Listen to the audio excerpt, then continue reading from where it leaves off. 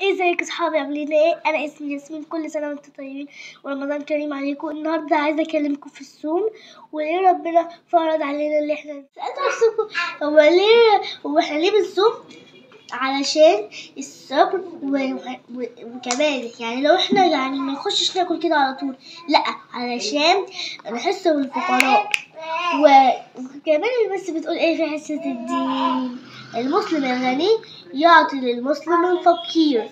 علشان ليه بقى؟ علشان الفقير مش لاقي ياكل، واحنا كده بنصوم علشان نحس بالفقراء وتسألوا بيه. واحنا ليه بنصوم لحد المغرب؟ علشان ربنا فرض علينا من اذان الفجر لحد اذان المغرب. ايه رأيكم اللي احنا نقرأ آية قرآنية على شهر رمضان؟ ثانية واحدة. أعوذ بالله من الشيطان الرجيم. بسم الله الرحمن الرحيم.